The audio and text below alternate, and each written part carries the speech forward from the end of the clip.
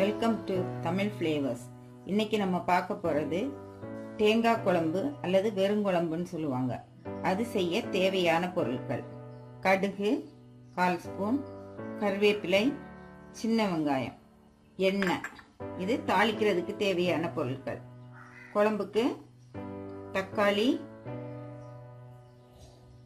சாம்பார் வெங்காயம், தேங்காய், 1/2 ஸ்பூன் மிளகாய்த்தூள், 1/4 ஸ்பூன் தனியாத்தூள், சிறிதளவு மஞ்சள் தூள், 1/2 ஸ்பூன் ஜீரகம், சிறிதளவு புளி. இப்போ நம்ம வெறுங்குழம்பு எப்படி செய்யறதுங்கிறத பார்க்க போறோம்.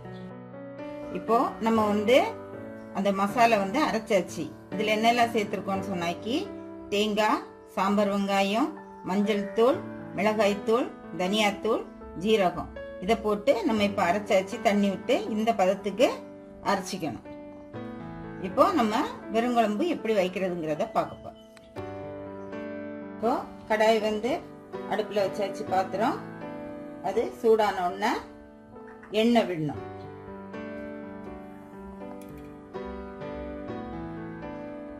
இப்போ எண்ணெய் விட்டாச்சு.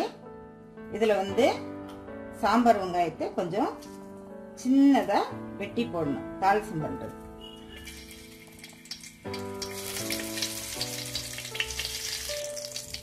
இப்போ சாம்பார் வெங்காயம் பொரிஞ்ச உடனே கடுகு போடணும்.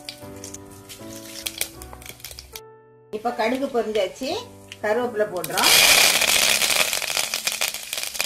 கருவேப்பிலை போட்டுட்டு அந்த 2 தக்காளி வச்சிருந்தோம்ல, அந்த தக்காளியை வச்சு போடணும். இப்போ சீக்கிரம் நம்மளுக்கு தக்காளி வதங்கணும்னா கொஞ்சமா உப்பு போட்டுக்கணும். உப்பு போட்டாச்சு சீக்கிரமா தக்காளி வதங்கிடும். இப்போ தக்காளி நல்லா வதங்கியாச்சு. இப்போ நம்ம அரைச்சு வச்சிருக்க அந்த கலவைய கொட்ட போறோம்.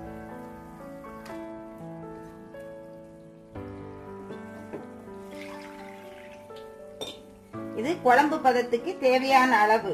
நீங்க உங்களுக்கு திக்கா வேணா திக்கா வச்சுக்கலாம், இல்ல கொஞ்சம் தண்ணியா வேணா தண்ணியா வச்சுக்கலாம். தேவையான அளவு தண்ணி சேர்த்துக்கணும். இப்ப தண்ணி சேர்த்தாச்சு.